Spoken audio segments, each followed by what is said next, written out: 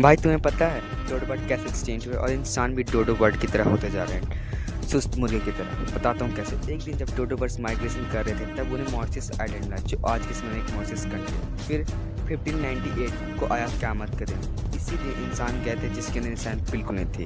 उन्होंने कुत्ते बिल्लियों के गैंग के साथ कहते हैं ताकि शिकारी करने में आसानी हो।